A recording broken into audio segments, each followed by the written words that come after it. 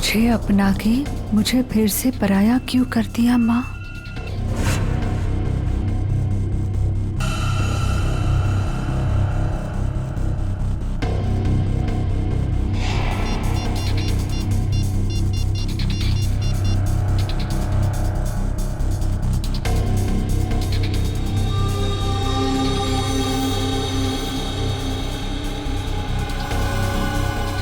क्या आपने मुझसे कभी प्यार नहीं किया माँ?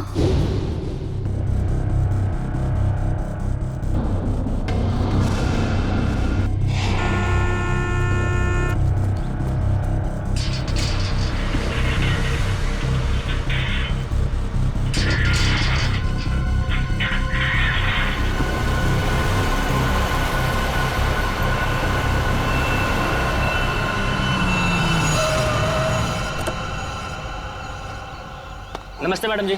नमस्ते।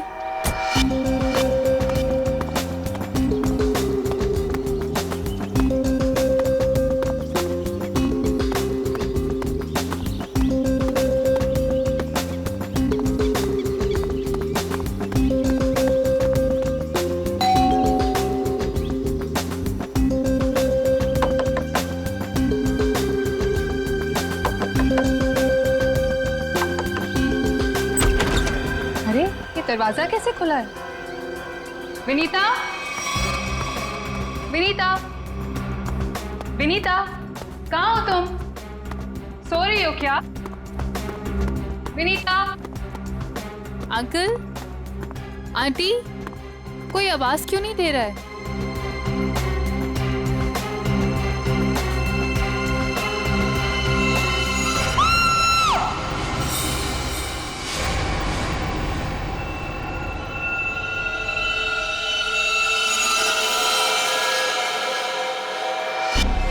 काफी खून बहा है सिर से। लगता है किसी भारी चीज से मारा गया है। सर बाथरूम में ये लोहे का रॉड मिला है सर, इस पे ताजे खून के धब्बे हैं। हो सकता है इन दोनों को मारने के लिए इस रॉड का इस्तेमाल किया गया है। उंगलियों के निशान मिल सकते हैं इस पे। संभाल के रख दो।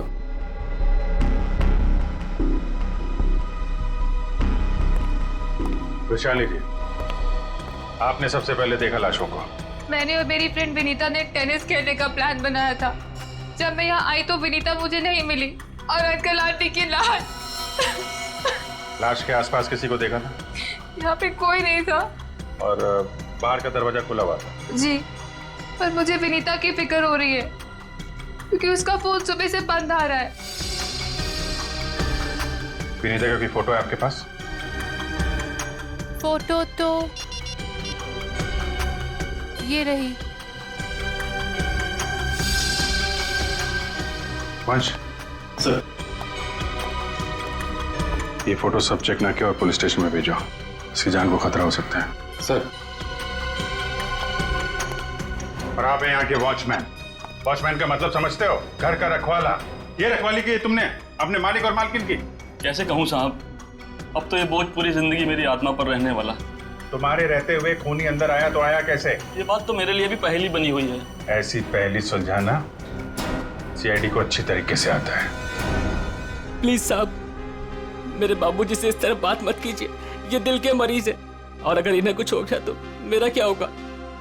चुप कर, माफ करना साहब, मेरा बेटा है, मुझसे बहुत प्यार करता है। चल जा, बाहर जाके बैठ। कल रात विनीता घर पे थी? हाँ साहब, वो घर पे ही थी, मगर रात को देर से आई थी। 2 बजे घर पे आई थी वो। और वैशाली जी, आप कितने बजे आए? सुबह 8 बजे। मतलब विनीता यहाँ से रात 2 बजे से सुबह 8 बजे के बीच में गई है? नहीं गई साहब। नहीं गई है तो घर पे कहाँ है? तुम ड्यूटी पे कितने बजे सो रहे थे ये बताओ। नहीं साहब, हम बिल्कुल नहीं सोए। सोने की बात तो दूर, हमने सेकंड की झपकी भी नहीं ली। तो क्या वो खूनी आसमान से उड़ के इस घर में आया? हाँ? वैशाली, एक बात बता, विनीता के परिवार वालों की किसी से कोई दुश्मनी थी? मुझे इस बारे में कुछ नहीं पता। अच्छा, विनीता के बारे में आप हमें और क्या बता सकती हैं? विनीता मुझसे अपने सारे सुख दुख बांटती थी, बस उसे अपने अनाथ होने की हीन भावना महसूस होती रहती थी। एक मिनट, आपने कहा कि विनीता अनाथ है? अंकल आंटी ने उसे गोद ले रखा था। अच्छा, विनीता का सुरेश जी और उनकी पत्नी के साथ कैसा संबंध था? बहुत अच्छा था, जैसे कि उसके सगे माँ बाप हो। पर विनीता से वो एक ही बात से नाराज होते थे। कौन सी बात? रोहन। ये रोहन कौन है? वो सुरेश अंकल के दोस्त धनराज जी का बेटा था। उससे विनीता बहुत प्यार करती थी, पर इन्हें ये रिश्ता जरा भी मंजूर नहीं था। रोहन ठीक आदमी नहीं था क्या? एक नंबर का शराबी। उसकी शराब पीने की लत की वजह से उसके माँ बाप ने उसे जायदाद से बेदखल कर दिया था। शराब पीने के बाद उसे कुछ भी होश नहीं रहता। एक बार तो उसने मेरे सामने इतना बड़ा ड्रामा क्रिएट किया था। विनीता दरवाजा खोलो, खोलो दरवाजा। मैंने कहा दरवाजा खोलो वरना मैं दरवाजा तोड़ दूंगा। रोहन, मैं तुमसे अभी कोई बात नहीं कर सकती, प्लीज चले जाओ यहाँ से। मुझे अभी बात करनी है, मुझे इसी वक्त बात करनी है। खोलो दरवाजा, खोलो। साहब बिटिया ने मना किया ना, वो आपसे नहीं मिलना चाहती है, आप जाइए यहाँ से। विनीता, ये क्या कर रही हो? दरवाजा मत खोलो। मुझसे इस तरह से बात करने वाला चला। हाँ विनीता, तो तुम्हारे पापा एकदम सही कह रहे हैं। अभी वो होश में नहीं है, दरवाजा मत खोलना। और अच्छे से समझा दे कि दोबारा मुझसे पंगा ना ले। हट विनीता। ये क्या ड्रामा लगा रखा है रोहन? चलो अभी चलो यहाँ से। अरे और माफी मांगो इनसे। सॉरी सॉरी वॉचमैन अंकल, मुझसे गलती हो गई। ये मेरी बदतमीजी की कीमत। दारू पी के तुम कुछ भी करते हो ना, कुछ भी बकते हो। चलो यहाँ से, चलो रोहन। हो सकता है इस रोहन ने शराब के नशे में आके सुरेश जी और उनकी पत्नी का खून कर दिया, और फिर विनीता को अपने साथ लेकर चला गया। इस रोहन का नंबर है आपके पास? हाँ, नंबर तो है मेरे पास। 1982345561।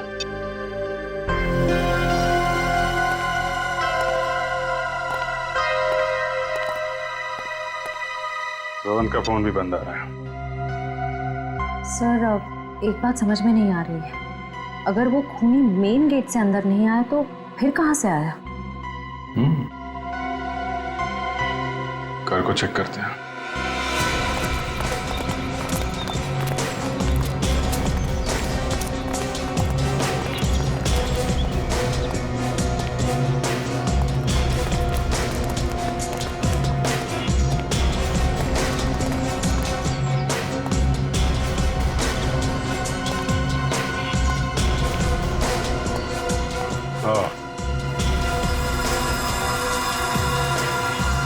ये देखा?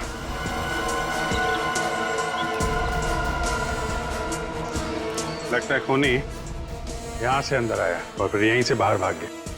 सर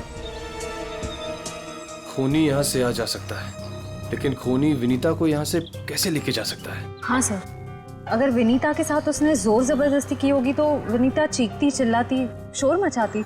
हो सकता है विनीता को बेहोश कर दिया। इसके पहले उसे कुछ हो, हमें उसे ढूंढना होगा और इस रोहन से भी मिलना पड़ेगा।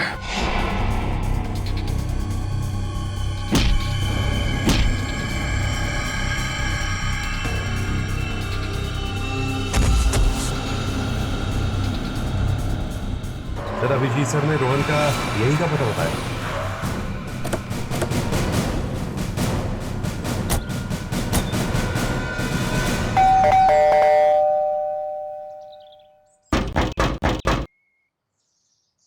सर, ये रोहन वाकई में अंदर नहीं है या फिर जानबूझ के दरवाजा नहीं खोल रहा है? अभी पता चल जाएगा।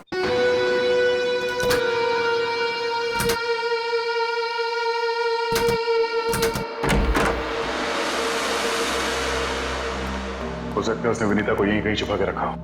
घर में सामान भी ज्यादा नहीं है, पूरा घर खाली दिखाई दे रहा है। हाँ, वैसे भी कंगाल है वो। माँ बाप ने तो बेदखल कर दिया था उसे। सचिन,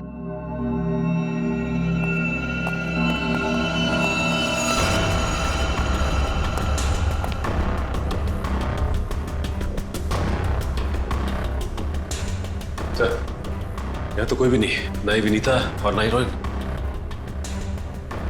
हो सकता है उसने अपना ठिकाना बदल दिया। काम करो, घर की तलाशी लो, कोई ना कोई सुराग जरूर मिलेगा।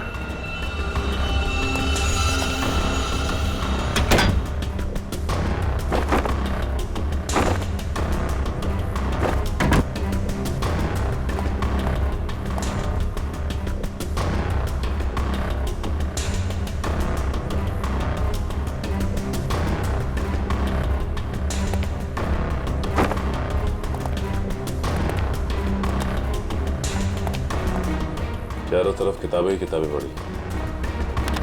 लगता है इस रोहन को किताबें पढ़ने का बहुत शौक था।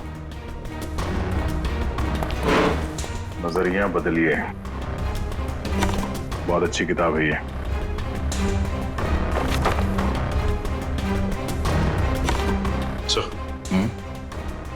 ये देखिए, इस डस्टबिन में ये दस्ताने पड़े थे।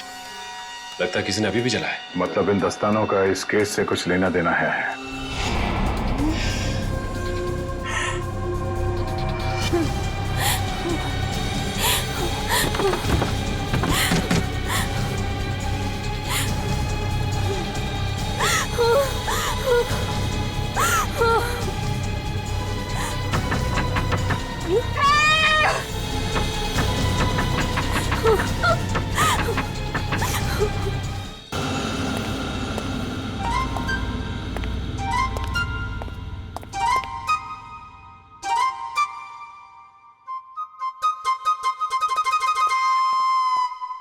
Ready sir.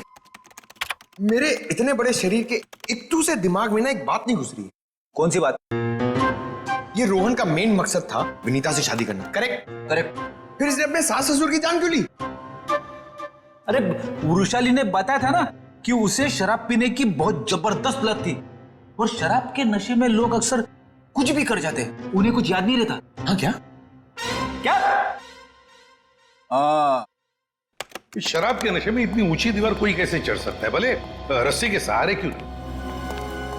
और फिर विनीता, वो तो शराब नहीं पीती, वो क्यों गई रोहन के साथ? सर वैसे भी विनीता तो उनकी सगी बेटी थोड़ी थी।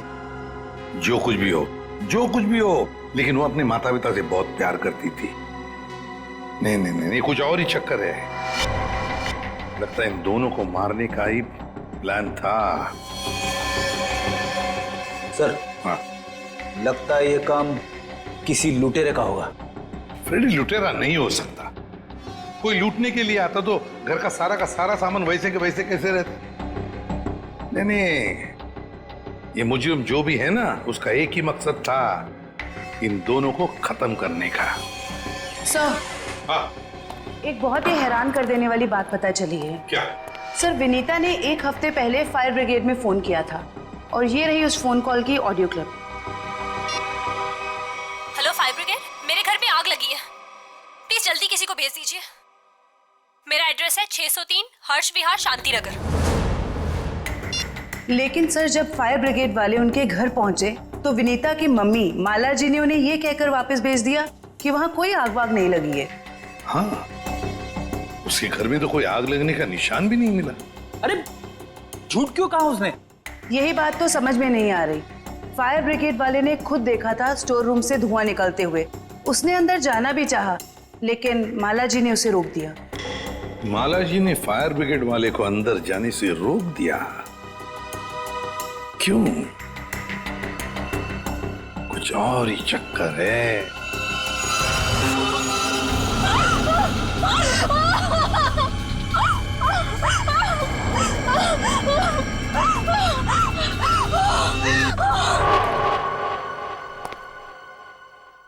छान मारो इस जगह को अच्छी तरह से, कुछ ना कुछ जरूर मिलेगा।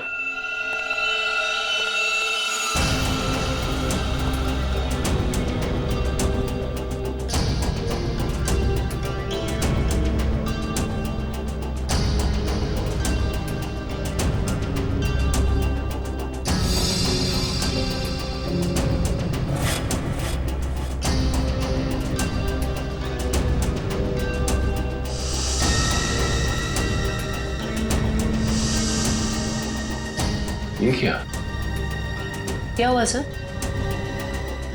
सीलिंग पे पेंटिंग बनाया। बड़ी ही अजीब बात है। देखते।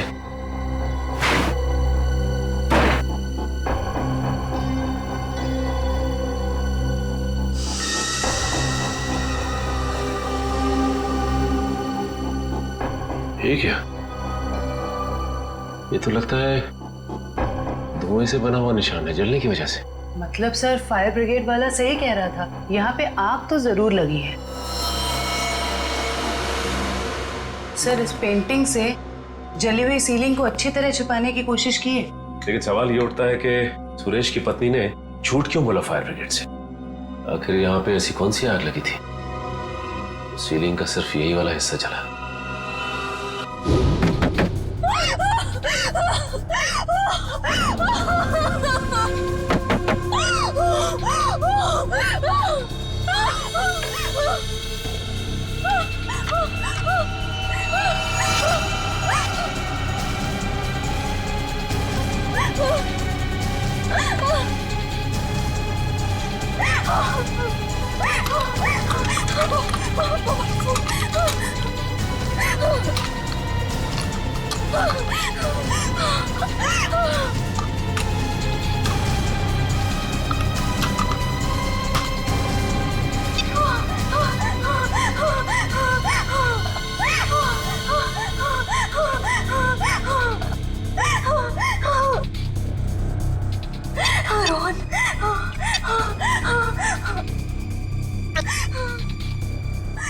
रोहन फोन क्यों नहीं उठा रहा?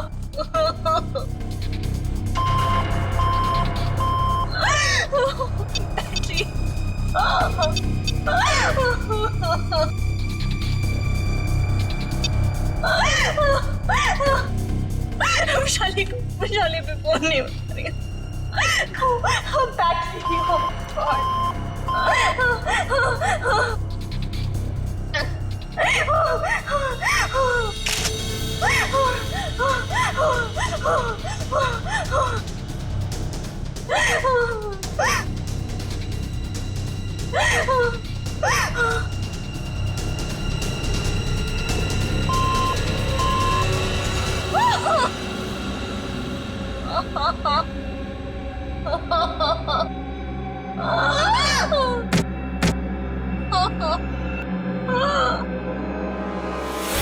बस मौत रात को 1 बजे से 3 बजे के बीच में हुई है। और सर वॉचमैन कह रहा था कि विनीता रात को 2 बजे घर लौटी थी।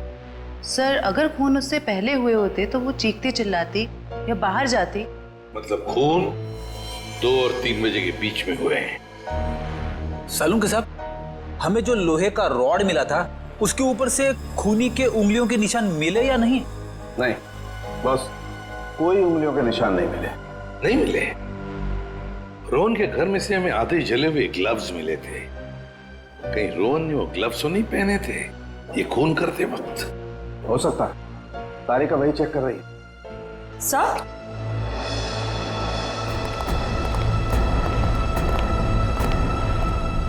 सर ये खास किस्म का सॉल्यूशन है, इकोडेल्पाइट नाम। अगर मैं इस सॉल्यूशन को इन दस्तानों पर डालूं तो इन दस्तानों पर जो कुछ भी लगा हुआ होगा वो अलग हो जाएगा। अरे वाह, फॉरेंसिक टेक्नोलॉजी कहां से कहां पहुंच गई है।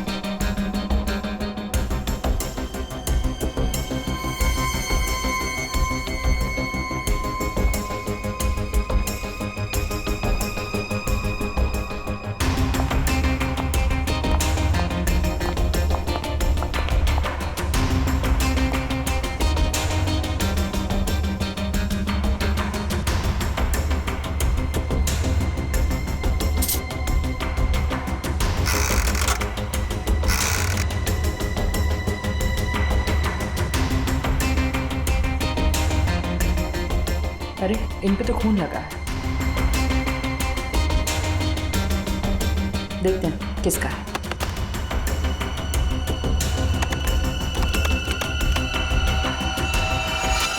पॉजिटिव सर, ये खून मिस्टर एंड मिसेस सुरेश का ही है।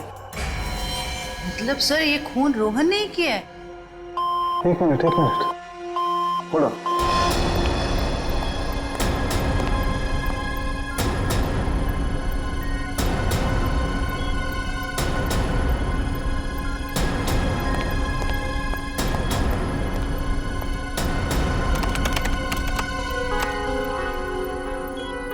बस वो देखो दस्तानों पर ये जो दिखाई दे रहे हैं ये रस्सी के रेशे। सर कहीं ये वही रस्सी तो नहीं जो हमें विनीता के घर के बाहर मिली थी?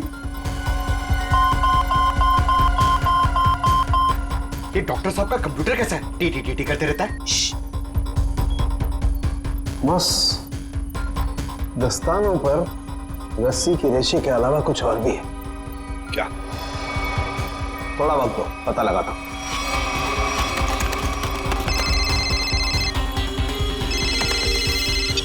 हाँ श्रेया, ठीक है। क्या? सर विनीता का फोन थोड़ी देर के लिए ऑन हुआ था, उसके घर के बिल्कुल करीब। और सर उसने सोशल नेटवर्किंग साइट पे अपनी दोस्त को एक SOS मैसेज भी भेजा है। श्रेया मुझे लिंक अभी भेज रही है सर, ये देखिए सर। मैं घुटन से मर रही हूं, प्लीज मुझे बचाओ। Vinita, my God.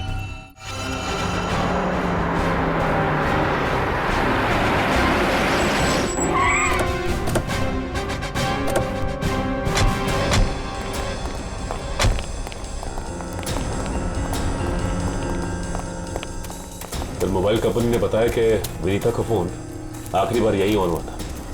इस घने जंगल में नेटवर्क मिला, यही बड़ी बात है। जरा देखो आसपास।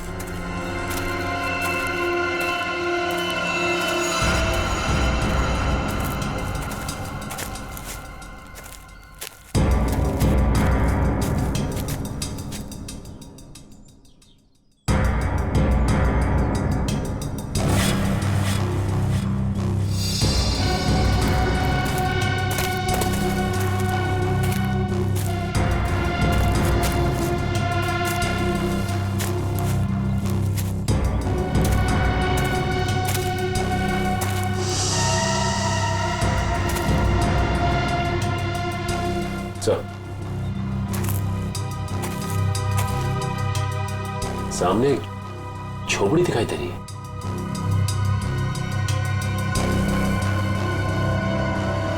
दिव्या, वंश,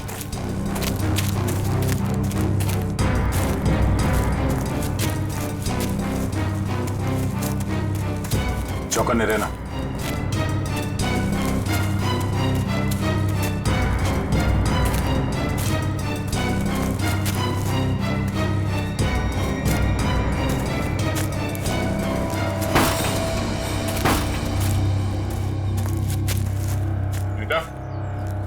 बेटा,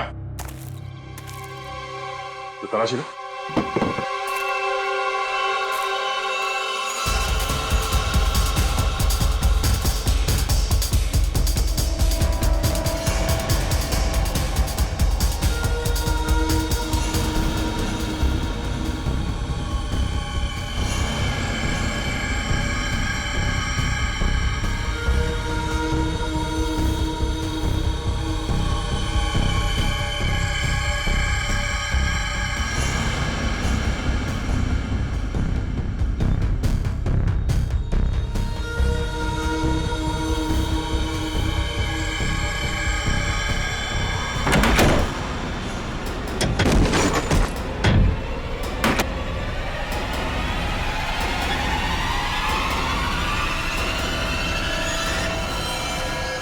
तो ये तो रोहन है।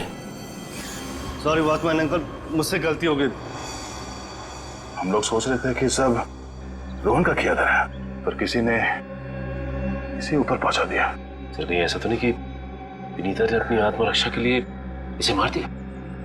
नहीं, इसे भी ठीक वैसे ही मारा है, सर पे वार करके, जैसे विनीता के माँ बाप को मारा था। खूनी को एक ही है। सकता है कि खूनी ने रोहन को मारा और विनीता को साथ ले गया। हो सकता है, या ये भी हो सकता है कि वो यहीं कहीं आसपास हो। तो देखो,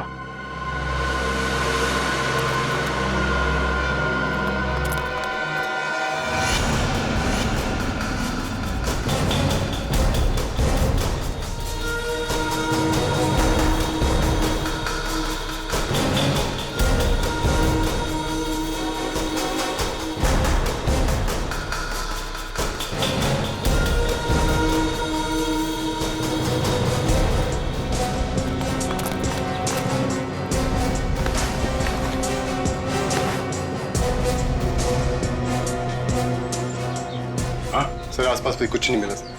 तो कुछ नहीं मिला। सर ये देखिए, फावड़ा और कुदाल।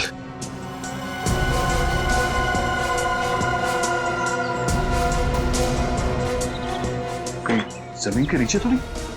यहाँ पे खुदाई का सामान पड़ा हुआ है, जरा फाड़ो दिखा ना।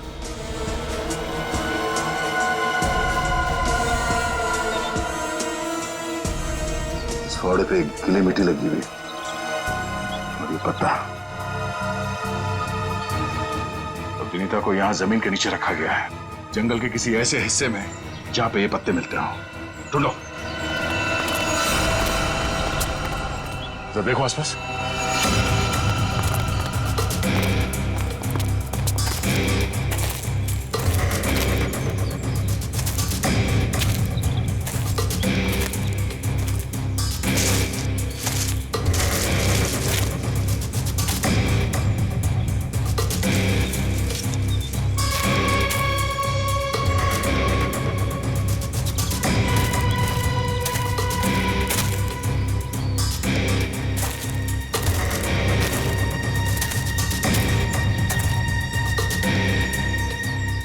सचिन, वंश, दिव्या, ये देखो, लगता है हाल फिलहाल में यहाँ खुदाई हुई है। वंश, खुदाई का औजार लिया जल्दी। सर।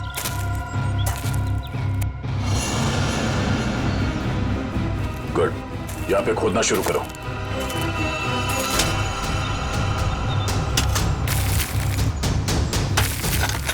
एक मिनट हट जाओ।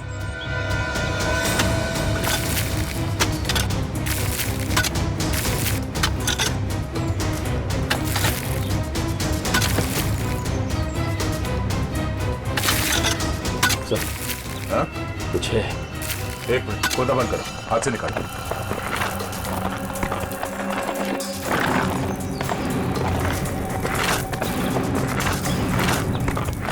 तो इसका अंदर तो नहीं?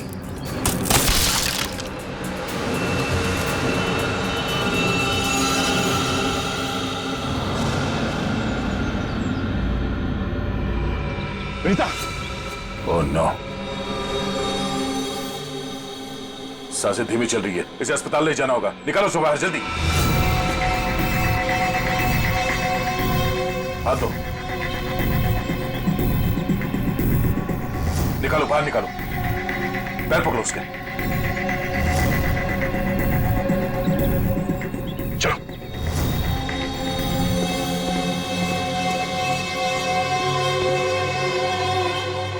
इतना समय बीत गया है, पता नहीं किस हाल में होगी विनीता।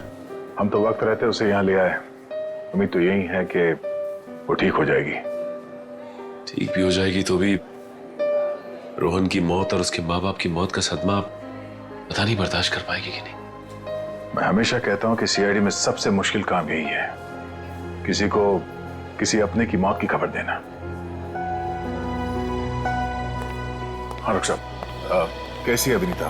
अब खतरे से बाहर है, उन्हें होश आ गया। गुड, हम उनसे बात कर सकते हैं? हाँ बात कर सकते हैं, लेकिन वो काफी तनाव में, बहुत देर तक कम ऑक्सीजन में रहने की वजह से फिलहाल बहुत ज्यादा कमजोर है वो। थोड़ा संभाल के ध्यान रखिएगा इस बात का। ठीक है, हम इस बात का ख्याल रखेंगे। Thank you. चलो।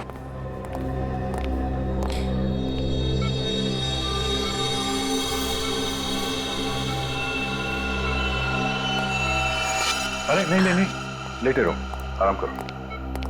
Thank you sir. डॉक्टर ने बताया कि आप लोगों ने मेरी जान बचाई। अरे हम तो बस एक जरिया थे, जान बचाने वाला तो वो है। ये ऊपर वाले की भी मुझे समझ नहीं आती। जब उसने मेरी जान बचाई तो मेरे मम्मी पापा की जान भी बचा लेते। तो तुम्हें अपने माता पिता के मर्डर के बारे में पता है? हाँ जी सर, जिस वक्त ये सब हुआ मैं नीचे हॉल में रोहन से फोन पे बात कर रही थी, तभी मैंने कुछ आवाजें सुनी। फिर क्या हुआ? और जैसे ही मैं दौड़ के ऊपर गई तो किसी ने मुझे क्लोरोफॉर्म सुंघा दिया, लेकिन मैं पूरी तरह से बेहोश नहीं हुई थी। और किसी ने मेरी आंखों के सामने मेरे मम्मी पापा का खून कर दिया। सर, जिस किसी ने भी मुझे दोबारा अनाथ किया है, आप प्लीज उसे छोड़िएगा मत। उसे फांसी होनी चाहिए, फांसी। बिल्कुल, तुम्हारे माता पिता और रोहन के खूनी को हम क्या? रोहन का भी खून हो गया? अब मैं किसके सहारे जीऊंगी? प्लीज सर, संभालिए अपने आप को, प्लीज। अच्छा ये बताइए कि आपको कब पता लगा कि आप उस बॉक्स के अंदर बंद हैं? जब मेरी आंखें खुली तो मैं एक घुटन भरे बक्से में थी। मुझे नहीं पता था कि किसी ने मुझे जिंदा दफन कर दिया। अच्छा विनीता, उनमें से किसी का चेहरा देखा था तुमने? नहीं सर। ठीक है। आरोप साहब, दया, वो जो रस्सी है, उस रस्सी पर मुझे भेड़ का बाल मिला है। उस रस्सी पे भेड़ का बाल मिला? हाँ दया, भेड़ का बाल। और भेड़ भी ऐसी वैसी नहीं, हिमालय पर रहने वाली भेड़। ओह, मतलब वो रस्सी किसी ऐसे आदमी का है जो हिमालय पर्वत के आसपास जाके आया है या फिर वहीं का रहने वाला है? बिल्कुल बिल्कुल। ठीक है डॉक्टर साहब, मैं आपसे बाद में बात करता हूँ। ओके। अच्छा हाँ दया, विनीता कैसी है? ठीक है, होश आ गया उसे। गुड गुड, चलो ठीक है फिर, बाय। Okay sir.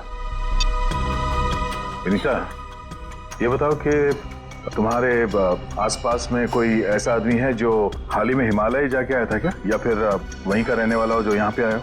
सिर्फ हिमालय पे नहीं, नेपाल भी गए थे मम्मी पापा। अच्छा, कब की बात है? 1 महीने पहले की। वो खुद से वहां गए थे या ये ट्रैवल एजेंट के जरिए टूर पैकेज में? टूर बुक करवाया था सर। इससे उनके पैसे भी बच जाते थे और उनके नए दोस्त भी बन जाते थे। लेकिन उन्हें नहीं पता था कि ये टूर उनकी जिंदगी का आखिरी टूर होगा। संभालो अपने आप को। विनीता, हमें उस ट्रैवल एजेंट का नंबर चाहिए।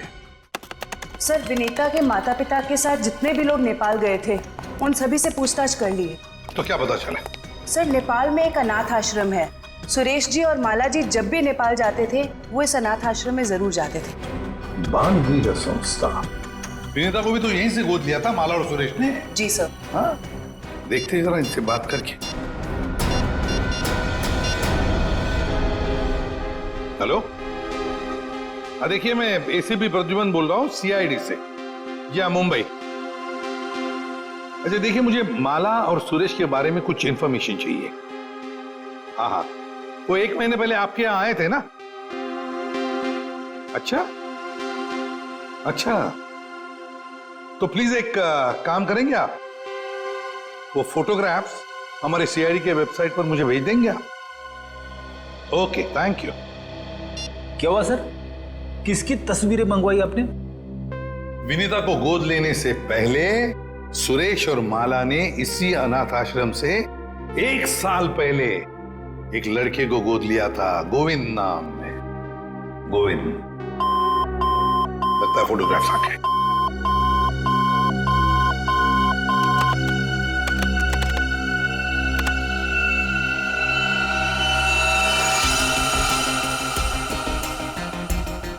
पांच साल की उम्र थी, साल 1999।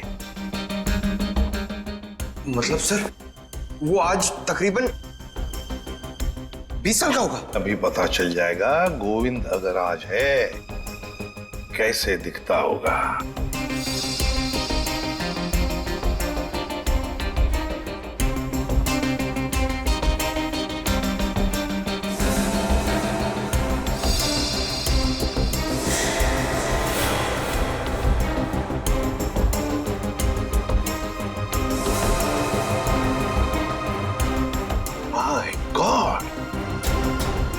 माय गॉड, ये गोविंद है।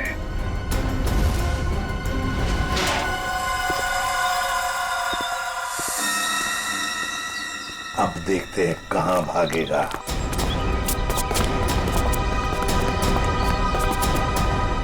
ठीक है सर, हमें देख के अंदर भाग गया है। जब गीदड़ की मौत आती है तो वो शहर की तरफ भागता है, मगर ये तो अंदर भाग गया। मगर सर, वो अंदर की तरफ क्यों भागा? वो तो पकड़ा जाएगा। ऐसे मुजरिम बाहर की तरफ भागते हैं, मगर ये अंदर भागे या बाहर, पकड़ा तो ये जाएगा ही। कहां गया ये? अभिजीत, दया, सर फैल जाओ, मैं सामने से घुसता हूं।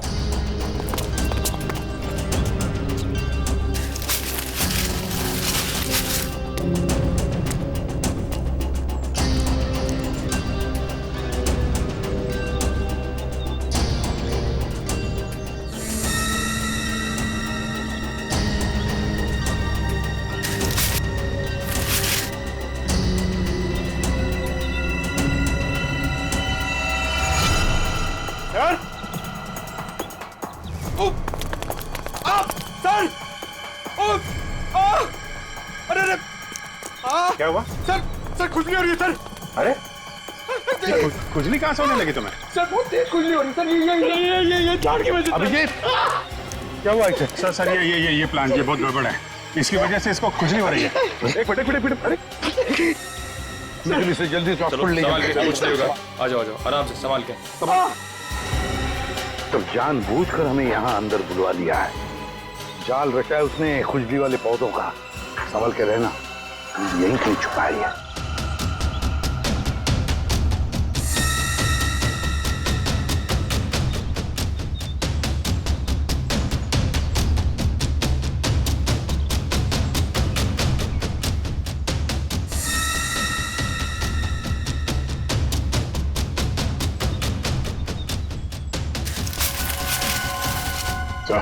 हाँ?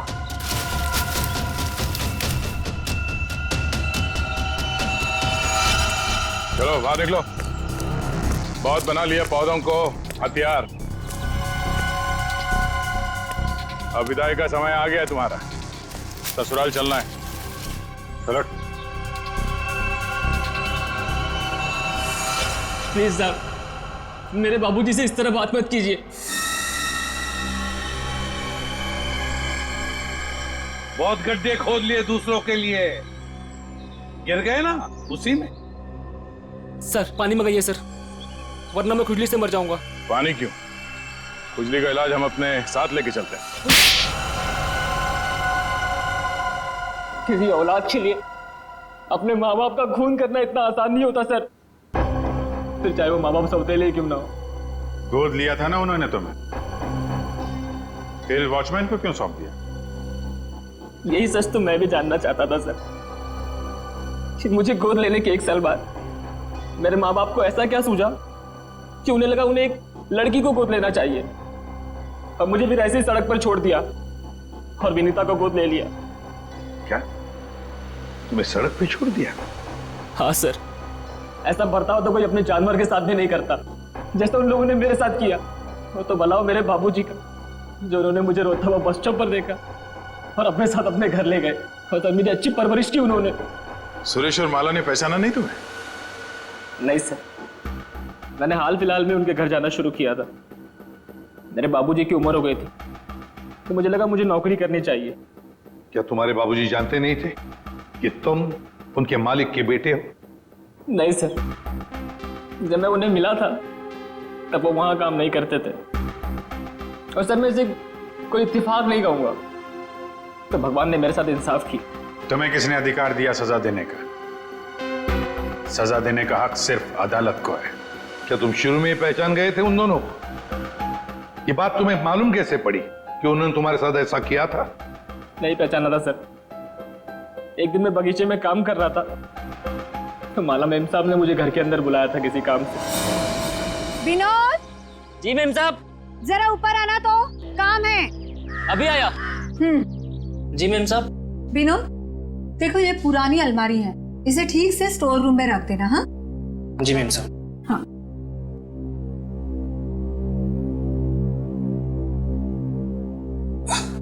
क्या हुआ विनोद, बहुत भारी है क्या? बहुत ज्यादा भारी मेम साहब। एक काम करता हूँ, इसमें से कुछ सामान बाहर निकाल लेता हूँ। मगर निकाला हुआ सामान फिर से रख देना अंदर। हाँ जी मेम साहब। हाँ।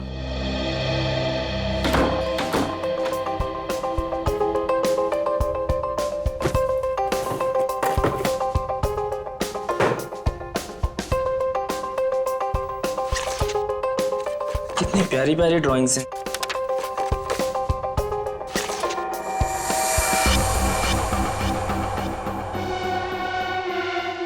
ये तस्वीर तो मेरे बचपन की है। इसका मतलब साहब और मेम साहब ने मुझे गोद लिया था। विनोद कितनी देर, जल्दी करो। जी मेम साहब, बस हो गया।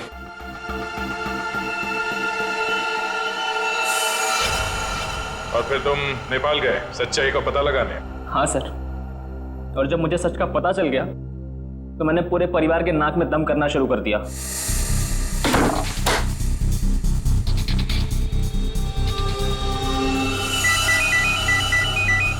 किसका फोन है? हेलो हेलो, अरे जवाब क्यों नहीं दे रहे हो? हेलो, कौन है? ऐसा क्यों किया? कौन बोल रहा है? आपका बेटा। बेटा? क्या? बताइए, ऐसा क्यों किया? मुझे अपना बनाकर फिर से अनाथ क्यों कर दिया? देखो, ऐसी बातें फोन पर नहीं होती हैं।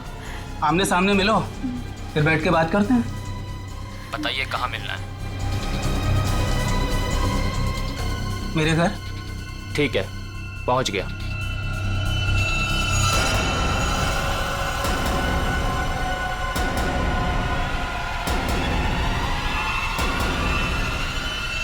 स्टोर रूम की अलमारी में तुम्ही ने आग लगाई थी ना?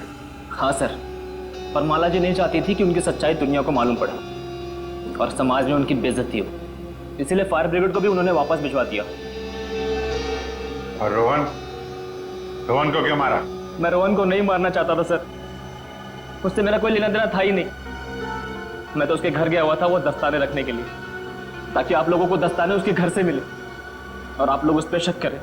उसने मुझे देख लिया सर, मजबूरन मुझे उसे मारना पड़ा। बदले की आग में तूने 3 खून किए, एक मासूम को जिंदा दफनाने की कोशिश भी की। ये कैसा बदला? ये बदले की आग तुम्हें फांसी के फंदे तक ले जाएगी, फांसी के फंदे तक।